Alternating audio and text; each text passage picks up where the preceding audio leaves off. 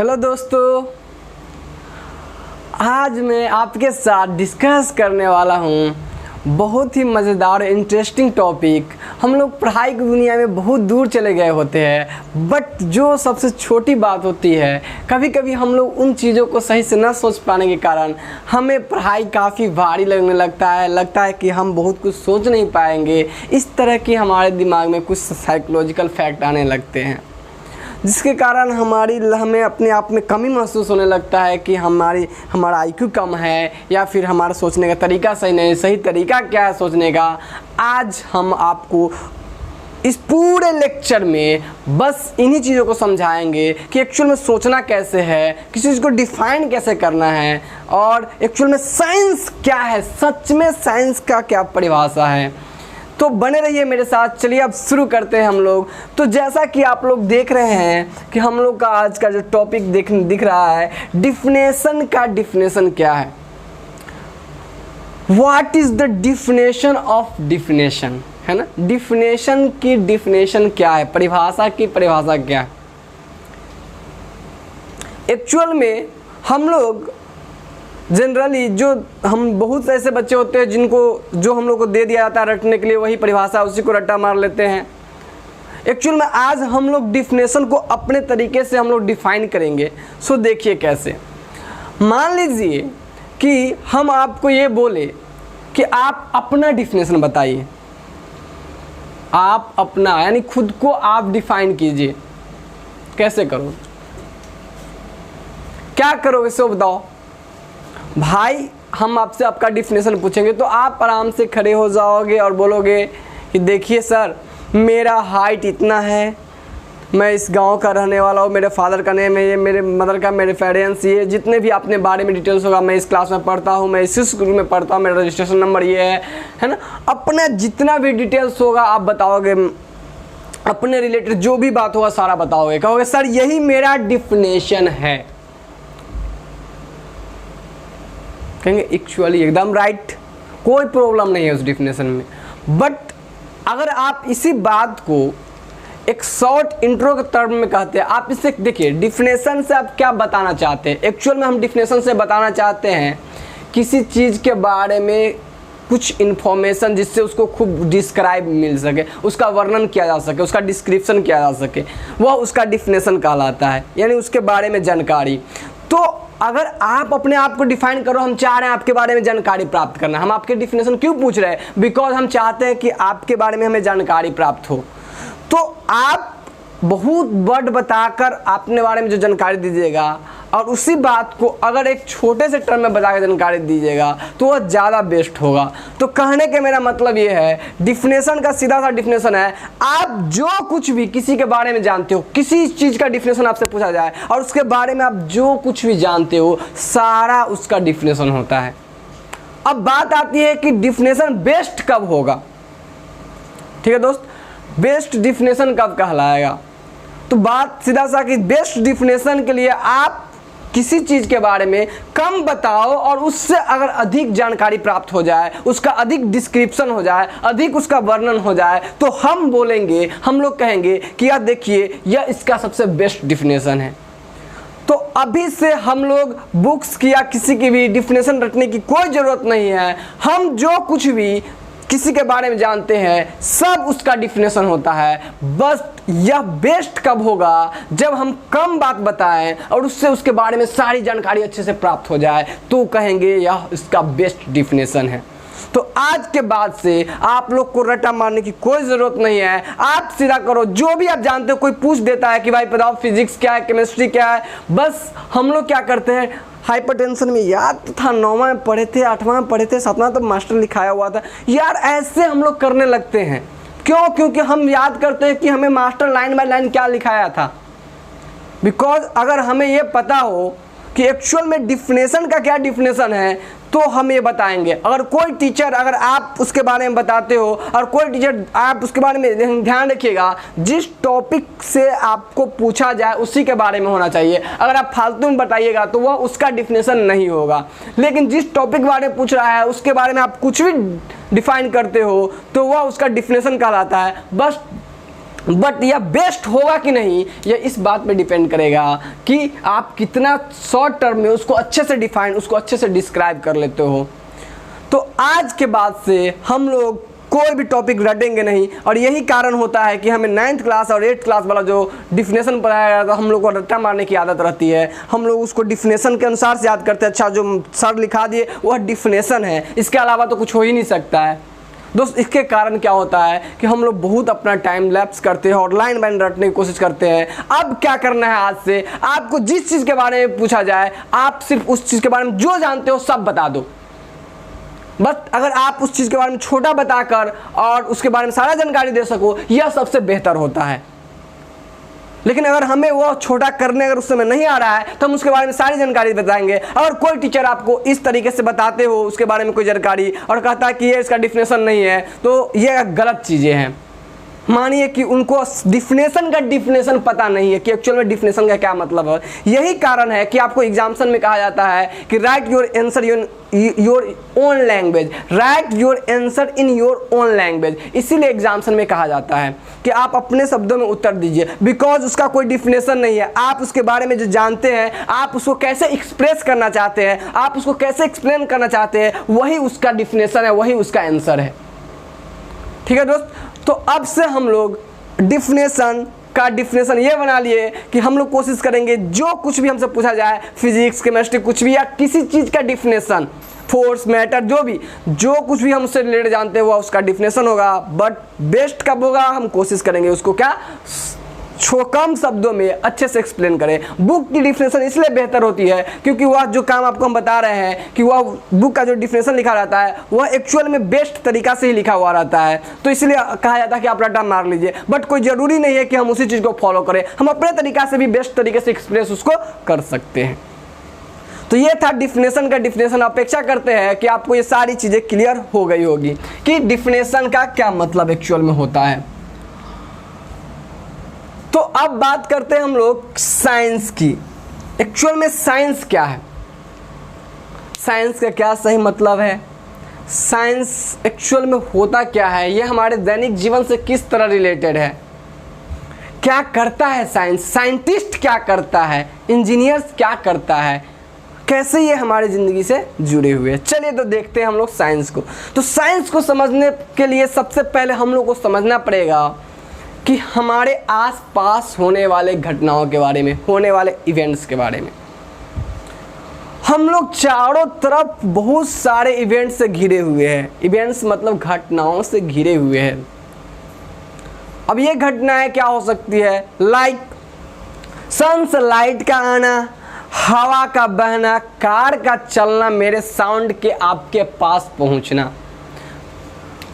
पंखा का रोटेशन, पंखा से हवा का आना, बल्ब का जलना, करंट फ्लो होना, तार पकड़ने के बाद करंट मार देना, like so many events. Tablet खाने के बाद बॉडी फिट हो जाना, दवा खाने के बाद शरीर ठीक होना, ढेर सारी घटनाएं हो रहा है हमारे आसपास। हम काफ़ी घटनाओं से घिरे हुए हैं, आंधी आना, तूफान आना, बाढ़ आना, so many events. We are surrounded by lot of events, ढेर सारे इवेंट्स सब घिरे हुए हैं। अब बात आती है कि जब इतनी घटनाओं से घिरे हुए तो हमको थोड़ा घटना को समझना पड़ेगा, इवेंट्स को समझना पड़ेगा। दोस्त, जितने इवेंट्स हमारे आसपास हो रहे हैं, इस इवेंट को समझने के बाद आपको साइंस अच्छे से समझ में आएगा। तो हम लोग पहले इवेंट्स को समझने की कोशिश करते हैं क्योंकि साइंस एक्चुअल में वहीं से आया हुआ है। साइंस एक्चुअल में इन इवेंट्स से ही आया हुआ है। तो चलिए हम लोग शुरू करते इवेंट को समझना। तो जितने हमारे आसपास जो इवेंट्स हो रहे हैं, जो भी घटनाएं हो रही है, वो दो तरीके की घटनाएं हैं। क्या दो तरह की, एक प्रोसीजरल इवेंट्स और दूसरा नॉन प्रोसीजरल इवेंट्स। आप लोगों का कहना होगा सर प्रोसीजरल नॉन प्रोसीजरल लिख दिए, ये क्या होता है जी। देखिए दोस्त, प्रोसीजरल इवेंट्स उसको कहते हैं वैसी घटनाएं, वैसे इवेंट्स जो एक पैटर्न में हो। इन अ पैटर्न, या कह सकते हैं इन अ सीक्वेंस, या कह सकते हैं इन अ मैनर।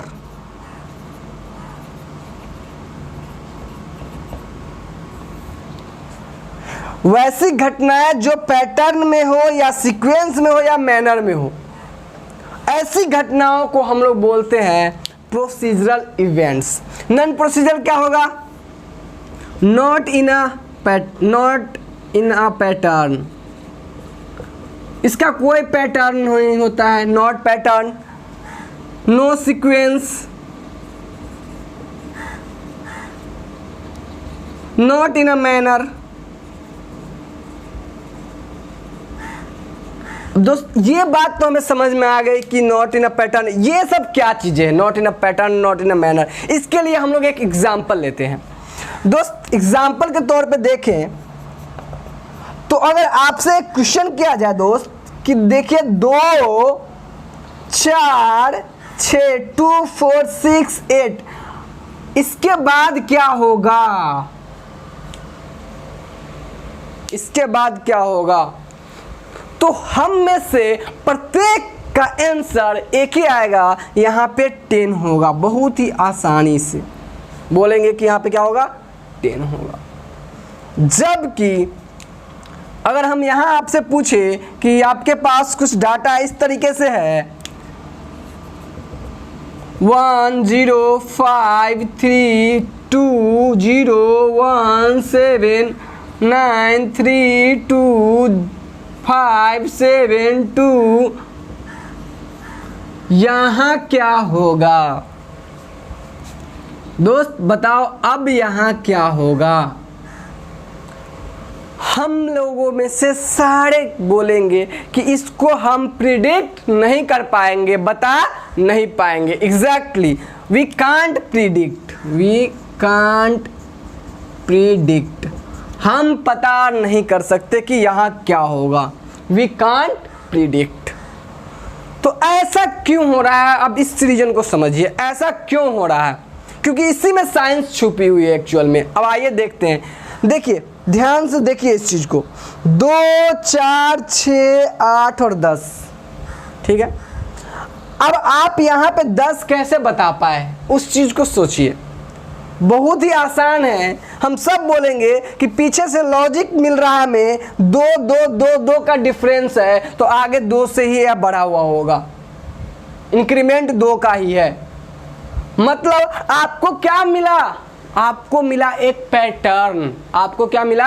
एक पैटर्न, एक सीक्वेंस, एक तरीका, इन अ मैनर, एक मैनर, आपको एक मैनर मिला। यहाँ पे दोस्त क्या मिला? एक मैनर, एक पैटर्न में हो रहा है जिससे कारण आप प्रिडिक्ट कर पा रहे हो, ये एक पैटर्न में हो रहा है जिससे कारण आप प्रिडिक्ट कर पा रहे हो। जबकि आप यहाँ देखो तो ये रैंडमली 1 हो जा रहा है, कभी 0 हो जा, कभी 5, कभी 3, कभी 2, कभी 1, कभी 0, कभी 1 7 9 3, कोई पैटर्न आपको नहीं दिख रहा है, कोई मैनर नहीं दिख रहा है, पीछे के डाटा से आपको कोई रिश्ता नहीं दिख रहा है।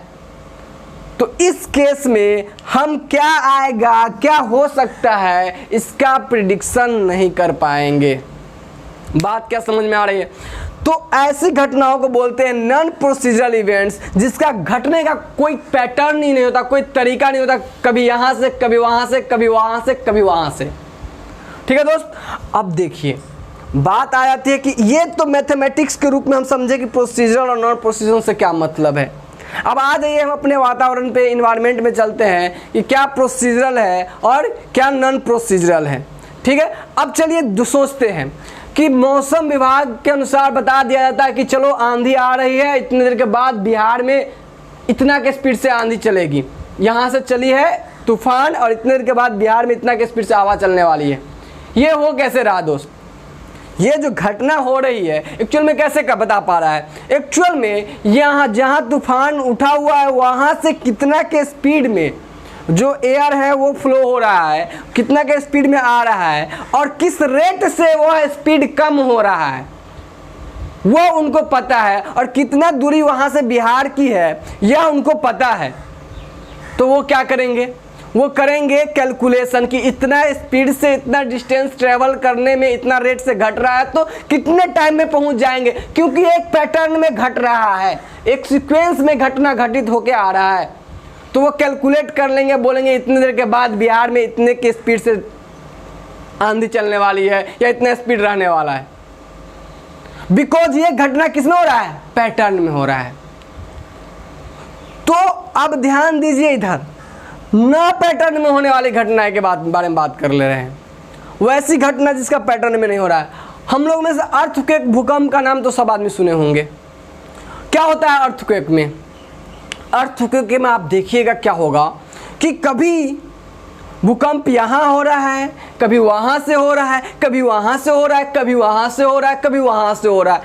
मतलब इसका घटने का पैटर्न ही कोई पता नहीं चल पा रहा है।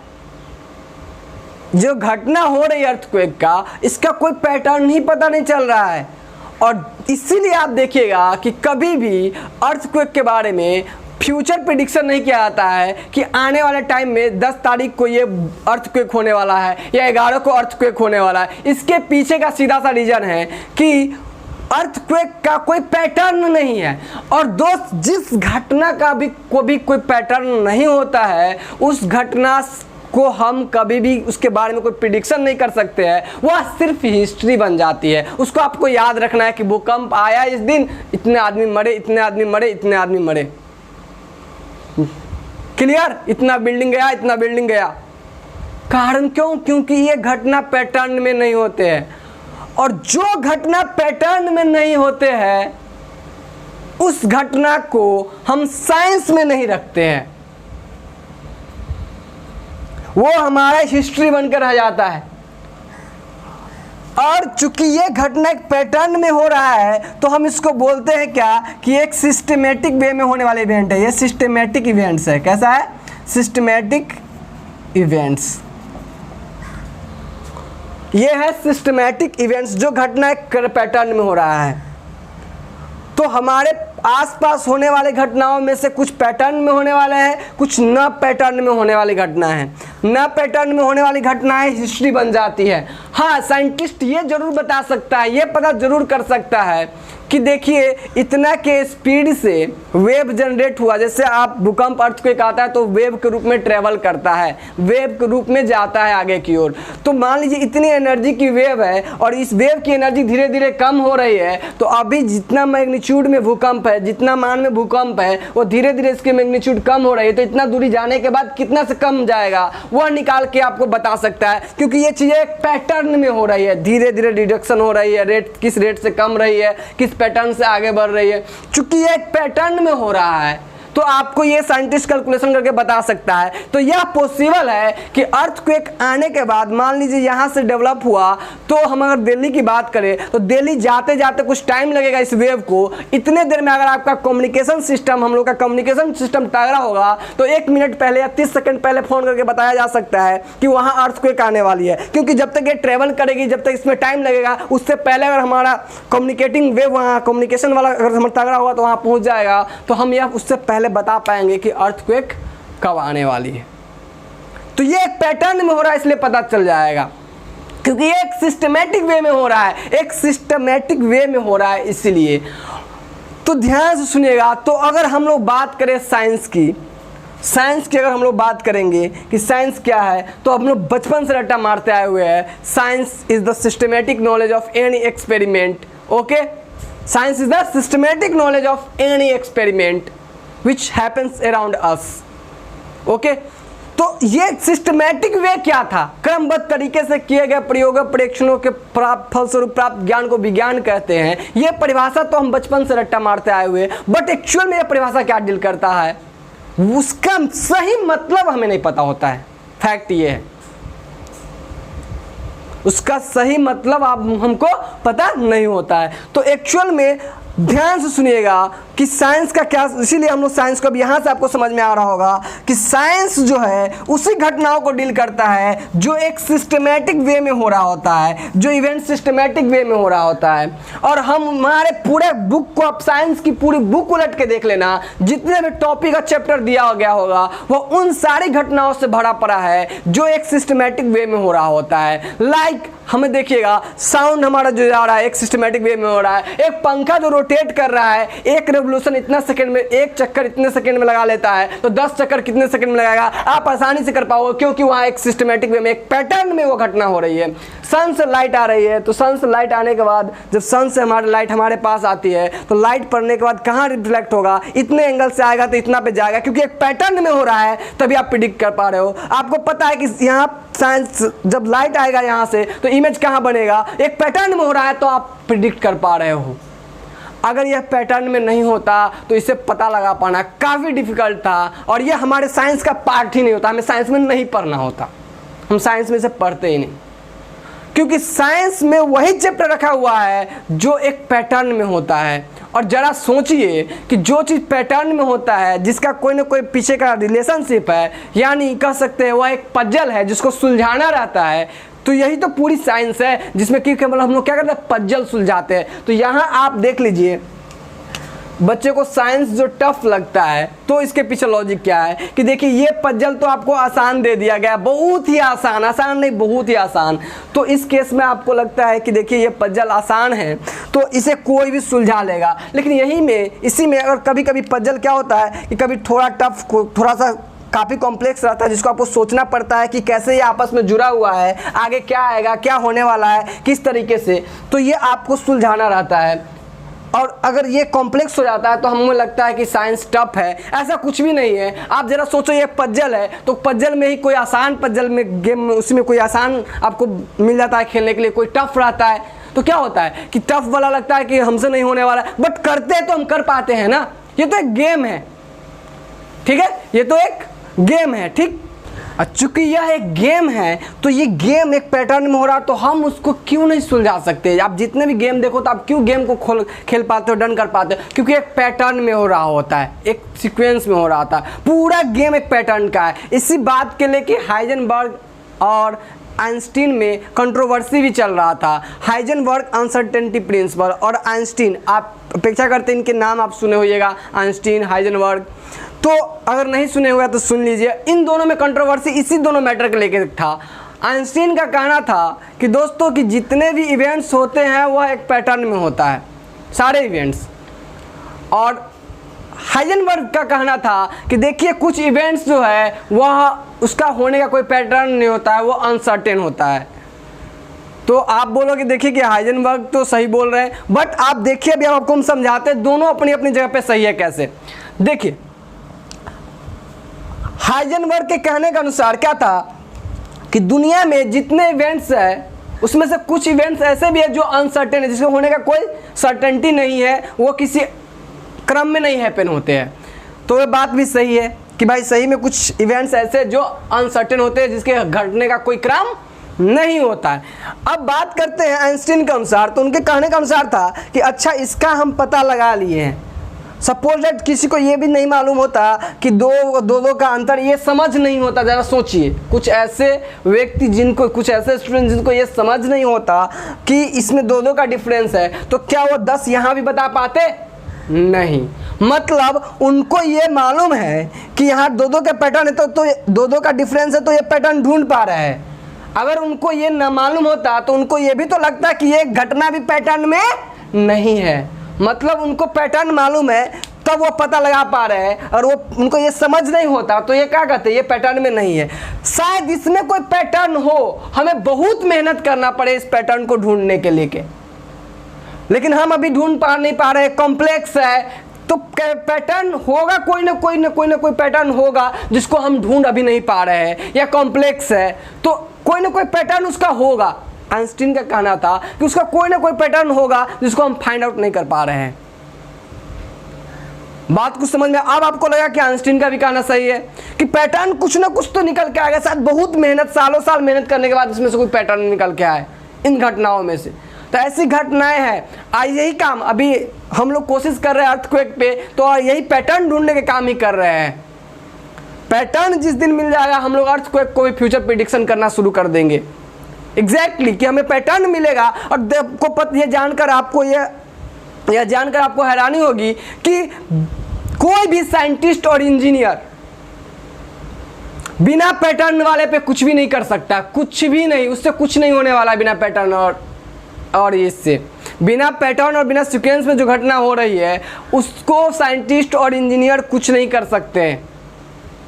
हाँ, ये चीज है कि हम लोग कोशिश कर सकते हैं, या साइंटिस्ट कोशिश कर सकता है, इंजीनियर कोशिश कर सकता है कि उसमें से कुछ पैटर्न ढूंढा जाए और उसको रिलेट करके कुछ नया चीज प्रिडिक्ट किया जाए। या फिर आप देखोगे कि जितने भी साइंटिस्ट और इंजीनियर जो भी हुए हैं, जो भी आपको फार्मूला लिखा हुआ मिल जाता, वो कुछ किए नहीं, वो सिर्फ इतना ही काम किए कि जितने भी पैटर्न है उसको ढूंढने में अपनी जिंदगी लगा दिए। वो पैटर्न को ढूंढने में अपनी जिंदगी लगा दिए, यह उनकी सबसे बड़ी योगदान है। वो ऐसा नहीं है कि वो बहुत ज्यादा, ये गॉड वाली बात नहीं थी। बात यही थी कि वो पैटर्न ढूंढने में अपनी जिंदगी लगाए थे, और पैटर्न ढूंढ के क्या कर दिए, पैटर्न फाइंड करके वो फॉर्मूला एस्टेब्लिश करते थे।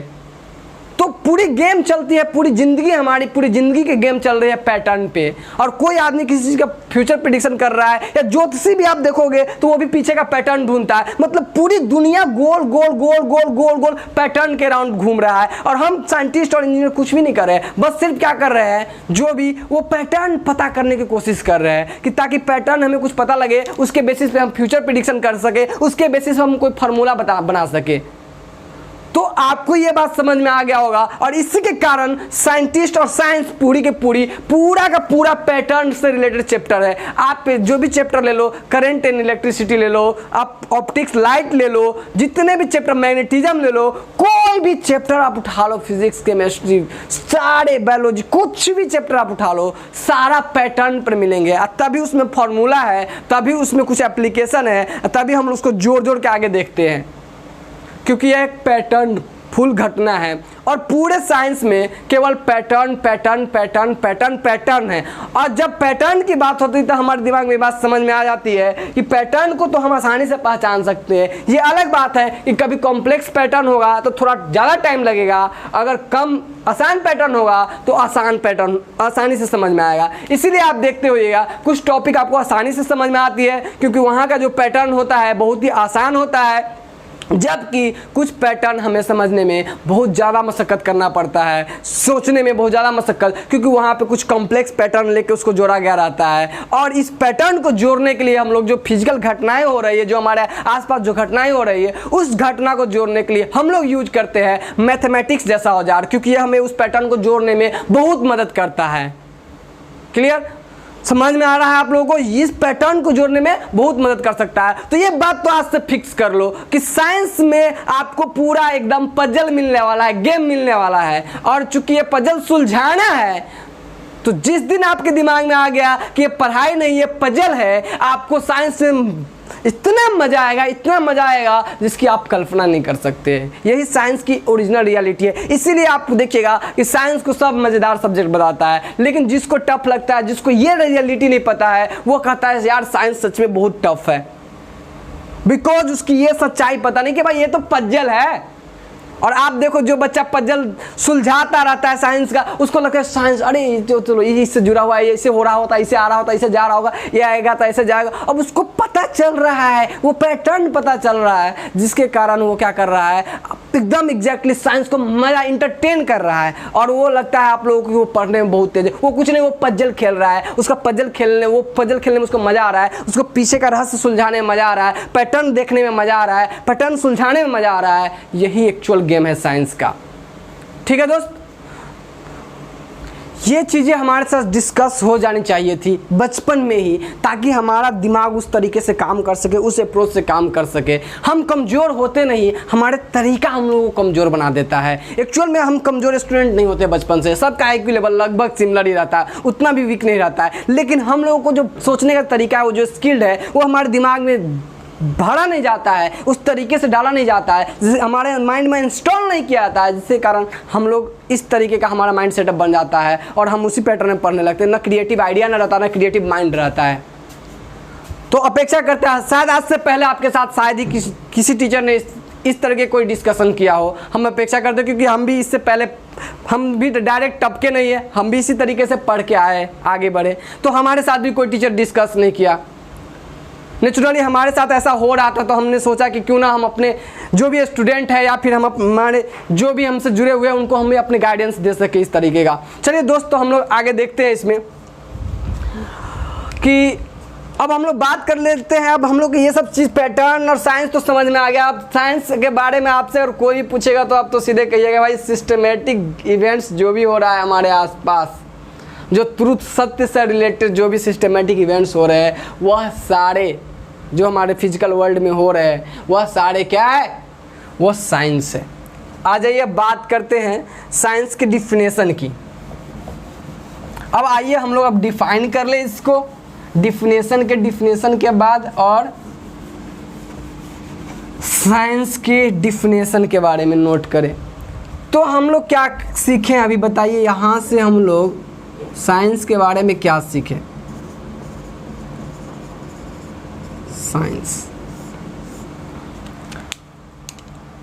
साइंस क्या बोले हम लोग, systematic knowledge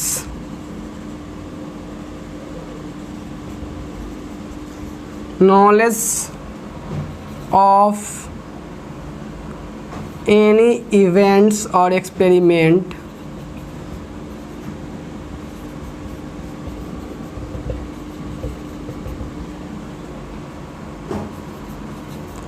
happen in our physical world।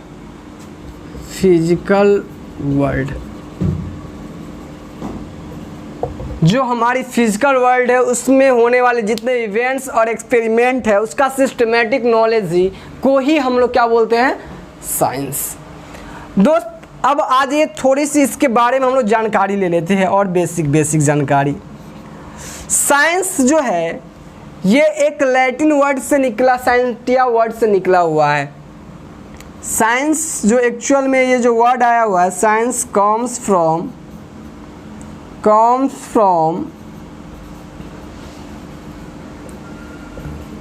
Latin word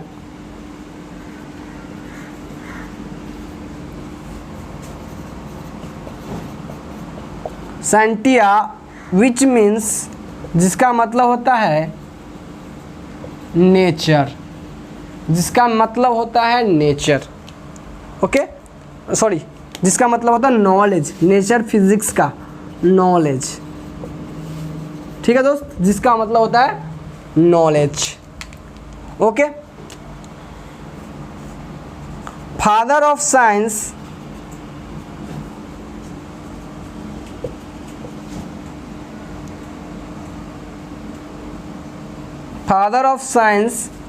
known as Aristotle।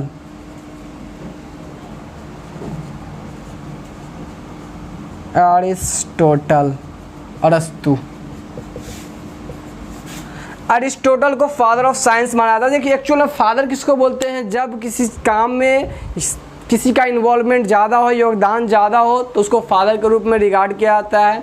Although इसमें बहुत सारे साइंटिस्ट का योगदान है साइंस में, वैसे आप लोग भी देखे, आप लोग भी सुने बहुत सारे साइंटिस्ट का नाम, बट हम लोग अरिस्टोटल को फादर ऑफ साइंस रिगार्ड करते हैं, मानते हैं।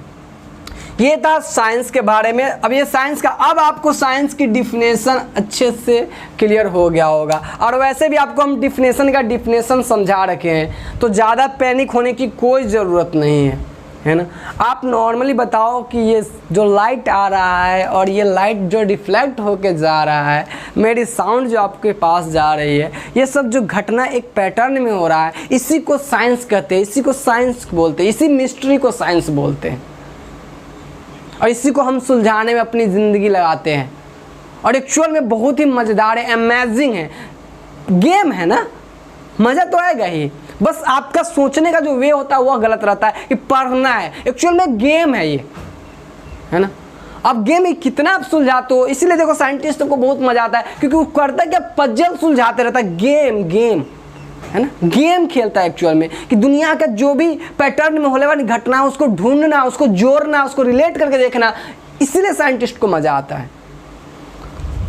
दोस्तों अभी हम लोग साइंस को अब समझ लिए। अब एक्चुअल में क्या है कि जितने भी घटनाएं हो रही है हमारे आसपास, जो हमारे नेचर में, जो हमारे अराउंड में जो भी घटनाएं हो रही है, उस सब घटनाओं को अगर हम एक साथ समझने जाए तो हौच पौच खिचड़ी हो जाएगा। ठीक है दोस्त, ये कॉम्प्लेक्स हो जाएगा। तो हम लोग क्या करेंगे, इस चीज़ को आसानी से समझने के लिए, इस चीज़ को अच्छे से समझने के लिए जो भी घटनाएं हैं उसको बांट लेंगे, उसको क्लासिफाई कर लेंगे, कैटेगराइज कर लेंगे। ठीक है, तो आइए देखते हैं हम लोग साइंस को, इसको अगर आप चाहो तो नोट कर लो। आइए हम लोग देखते हैं साइंस को अपने स्टडी के लिए, अपने समझने के लिए किस तरीके से डिवाइड कर लिए। वैसे तो साइंस को मेजरली 2 पार्ट्स में बांटे थे हम लोग, physical science, biological science, but हम लोग देखेंगे यहाँ तीनों एक साथ देख लेते हैं, फिजिक्स, केमिस्ट्री और बायोलॉजी, है ना।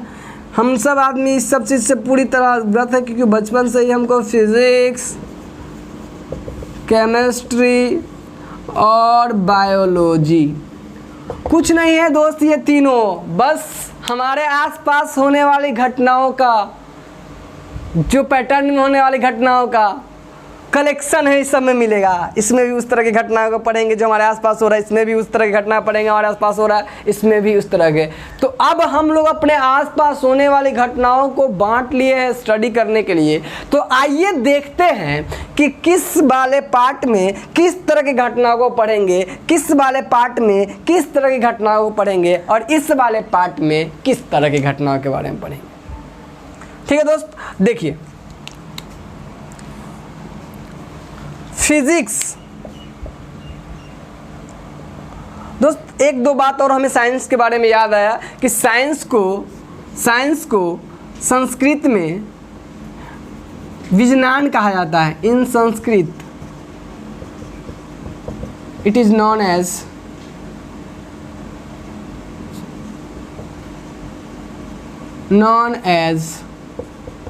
विज्ञान। संस्कृत में इसको विज्ञान कहा जाता है, और अरबिक में, in Arabic it is known as इल्म। देखते हो ना, कहता है कभी कभी ऐसे, तुम्हें इस बात की इल्म नहीं है, मतलब तुम्हें इस बात की नॉलेज नहीं है, तुम्हें इस बात की जानकारी नहीं है। और science deals with systematic knowledge नहीं, तो इसको हम लोग अरबिक में इल्म के नाम से जानते हैं, संस्कृत में इसको हम लोग विज्ञान के नाम से जानते हैं। ठीक है दोस्त, तो ये दो बात और भी नोट डाउन करने वाली थी, इसको भी आप लोग चाहो तो लिख लेना और देख लेना, कभी कहीं कोई पूछ ले। अब आ जाइए बात करते हैं हम लोग फिजिक्स के बारे में। फिजिक्स जो है it derives from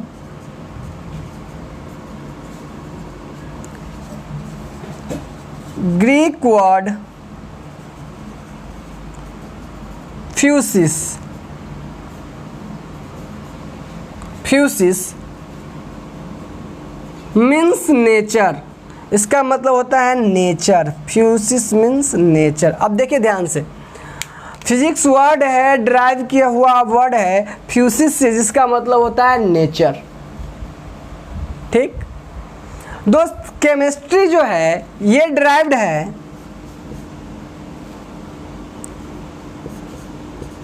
it derives from केमिया, जिसका मतलब होता है means black soil, means black soil. ये केमिया वर्ड से केमिस्ट्री आया हुआ है, फ्यूसिस वर्ड से फिजिक्स आया हुआ है, तो इसका मतलब होता है ब्लैक सॉइल। ठीक, इसका मतलब होता है ब्लैक सॉइल। और ये बायोलॉजी दो वर्ड से मिलकर बना हुआ है, एक है बायोस और एक है लोगोस। इसका मतलब होता है लिविंग थिंग्स इसका मतलब होता है स्टडी, अध्ययन, है ना, बायोस और लोगोस। दोस्त एक्चुअल में क्या हुआ, अब हम लोग अपने आसपास के जो वातावरण में जितने भी घटनाएं हो रही जो हमारे इन्वायरमेंट में, उसको क्या किए, ध्यान सुनिएगा, उसमें से किस घटनाओं को हम फिजिक्स में रखें, किसको केमिस्ट्री में, किसको बायोलॉजी में। तो फिजिक्स क्या है, नेचर, प्रकृति और प्राकृतिक में होने वाले जितनी घटनाएं थी उस सब को हम लोग कहें कि ये पढ़ना अगर है, आपको ये सीखना है, तो प्राकृतिक और प्रकृति में होने वाली घटना के बारे में सोचिए। क्या, लाइट का आना, हीट लगना, टेम्परेचर बढ़ना, हवा का आना, आवाज़ आपके पास तक जाना, हवा का चलना, है ना, पंखा का रोटेशन, गाड़ी का चलना, एरोप्लेन का उड़ना, जितने भी घटनाएं हमें दिख रही है, चुंबक का चिपक जाना, जितने भी घटनाएं दिख रही है हमें प्राकृतिक में होने वाले, नेचर में, नेचर एंड नेचुरल फिनोमेना, यह सारे कहें, इस सब के बारे में आपको समझना है, इसके पैटर्न को समझना है, इसके बारे में, इसके सीक्वेंस को समझना है, ये कैसे हो रहा है, इसको रिलेट करना है, इसके बारे में कुछ सीखना है, तो आप चले जाइए फिजिक्स में। आप कहाँ चले जाइए, फिजिक्स में। तो बात आ जाती है कि जब हम उन सब चीज़ के बारे में यहाँ सीख ही ले रहे थे, तो फिर केमिस्ट्री क्या करता है, तो हम लोग ये बात कर सकते हैं फिर कि केमिस्ट्री क्या करता है। तो इससे पहले कि हम लोग इसको थोड़ा लिख ले कि यह प्राकृतिक और नेचर में होने वाले फिनोमेना का डील करता है, तो क्या लिखेंगे, इट डील्स दैट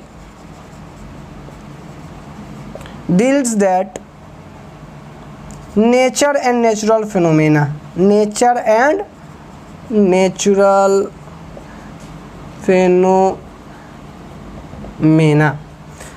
मतलब प्राकृतिक और प्राकृतिक में होने वाली घटनाओं के यह डील करता है। तो ये क्या करता है दोस्त, तो इसमें क्या हुआ, केमिस्ट्री में देखिए ये मार्कर आपको दिख रहा है, ये मार्कर को अगर थ्रो करेंगे तो ये मोशन करेगा, इसमें वेलोसिटी आएगा और जाकर लगेगा वहाँ फोर्स लगेगा।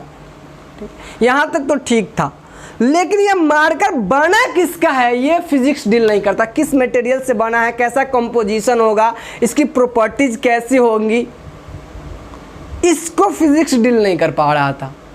मतलब इसका कंपोजिशन को डील नहीं कर रहा था, कैसे बना हुआ, किस तरह से मॉलिक्यूल्स रिएक्ट किए होंगे, किस तरह के मॉलिक्यूल्स से बने होंगे, इसके बारे में कोई जानकारी हमें फिजिक्स नहीं दे रहे थे। मतलब मटेरियल के कंपोजिशन के बारे में और उसकी प्रॉपर्टी से रिगार्डिंग ज़्यादा जानकारी हमें मिल नहीं रही थी फिजिक्स से, मतलब फिजिक्स से हमें पता नहीं चल रहा था। तो हम लोग क्या किए कि अच्छा इन सब चीज़ के बारे में, मटेरियल जो भी मटेरियल है उसके कंपोजिशन और उसके प्रॉपर्टीज़ के बारे में अगर आपको समझना है, जो भी हमारे आसपास है उसमें किस तरह से वो जुड़ा हुआ है, किस तरह के सीक्वेंस, किस तरह का पैटर्न उसके मटेरियल और प्रॉपर्टी में पाया जाता है, अगर इस सबसे रिलेटेड कुछ सोचना है, ढूंढना है, सीखना है, तो आप चले जाइए केमिस्ट्री में। कहाँ चले जाइए, केमिस्ट्री में। तो क्या करेगा ये, क्या करेगा, ये क्या करेगा, it deals that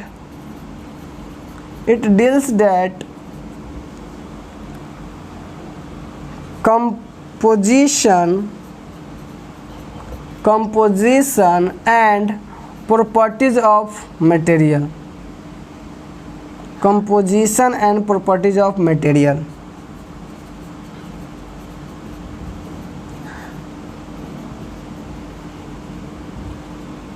it deals that composition and property of material, okay, and how it react with another material, okay, one substance react with another substance। मतलब कुल मिला के ये कंपोजिशन और प्रॉपर्टी और उसके रिएक्शंस को डील करते हैं केमिस्ट्री। ठीक है दोस्त, तो अभी हमें केमिस्ट्री पता लग गया। अब फिर तो जब केमिस्ट्री और ये हो गया तो बायोलॉजी क्या करता है, तो भाई बायोलॉजी क्या किया, कहा कि देखो प्राकृतिक में जो लिविंग ऑर्गेनिज्म है उसके रिलेटेड आपको कोई भी स्टडी करना है, कोई भी चीज़ सीखना है, कोई भी इवेंट्स उसमें हो रहा है, कोई भी फिनोमेना का आपको उससे रिलेटेड देख के जोड़ के देखना है, कुछ भी सीखना है, तो आप लिविंग ऑर्गेनिज्म के बारे में सीखना है तो आपको बायोलॉजी वाले पार्ट में चले जाइए। ऐसा नहीं कि लिविंग ऑर्गेनिज्म में केमिस्ट्री का रोल नहीं आता है। आज ये सारे इंटर रिलेटेड हैं, एक दूसरे से जुड़े हुए हैं, क्योंकि हो रहे तो एक्चुअल में हमारे फिजिकल वर्ल्ड में, हमारे प्रकृति में ही हो रहे हैं, तो ये सारे एक दूसरे से इंटर रिलेटेड है। ठीक है, तो हम लोग कहेंगे कि बायोलॉजी को क्या बोलेंगे हम लोग, it deals with living organisms.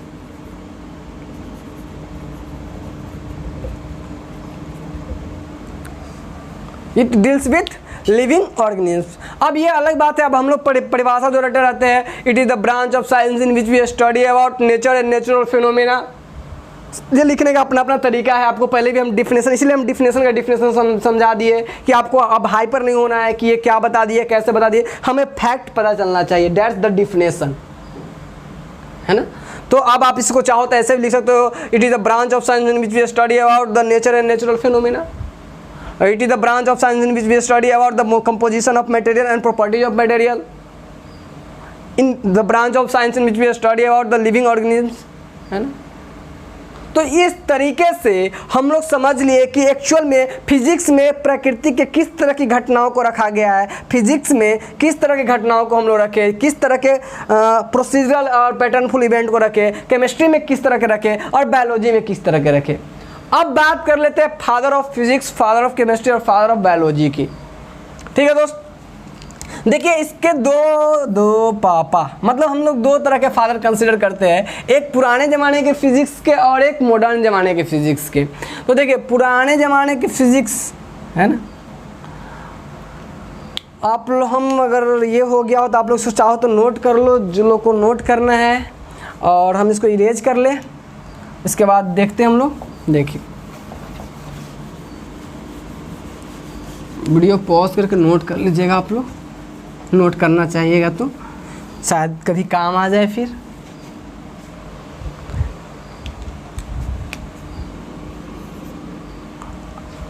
देखिए दोस्त, जो मॉडर्न फिजिक्स का फादर है, father of ancient physics is Newton, है ना। न्यूटन को हम लोग पुराने ज़माने के फिजिक्स के पिता मानते हैं, ठीक है। दूसरा, father of modern physics is known as Einstein.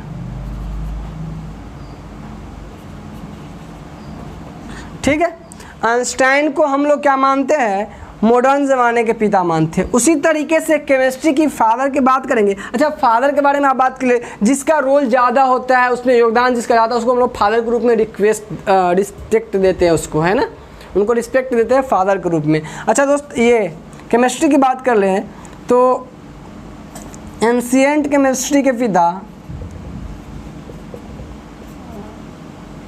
Ancient chemistry के फादर ऑफ एंशिएंट केमिस्ट्री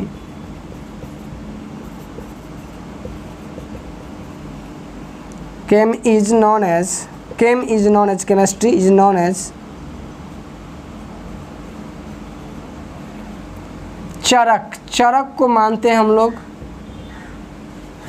चरक को हम लोग पुराने ज़माने के फादर मानते हैं। और मॉडर्न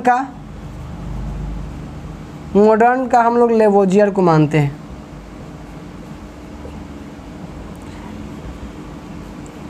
लेवोजियर, ठीक है, लेवोजियर को हम लोग मॉडर्न केमिस्ट्री का पिता मानते हैं और चरक को पुराने केमिस्ट्री को पिता मानते हैं। अच्छा दोस्त, बायोलॉजी के अरिस्टो को, एरिस्टोटल को ही बायोलॉजी का फादर माना जाता है। तो father of biology known as Aristotle.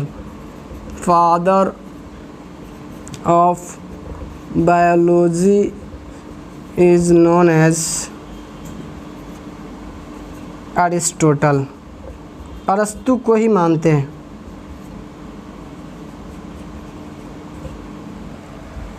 ठीक है दोस्त, मतलब इतना हमें अब साइंस से समझ आएगा कि साइंस फैक्ट से रिलेटेड है। मतलब आपको पूरा फैक्ट चलने वाला है।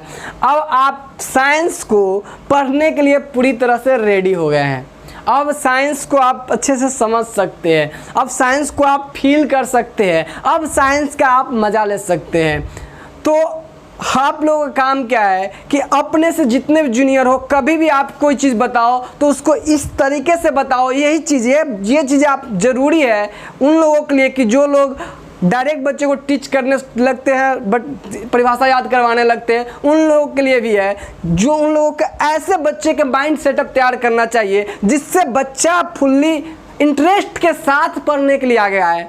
और यह ज़रूरी चीज़ है, काफ़ी ज़रूरी। हम बहुत दिन से ये चीज़ फील कर रहे थे कि ऐसे कुछ कॉन्सेप्ट जो हमारे पास है हम आप लोगों को डिलीवर करें। और फाइनली आज मुझे बहुत खुशी है कि हमने ये कॉन्सेप्ट आप लोगों के साथ शेयर किया।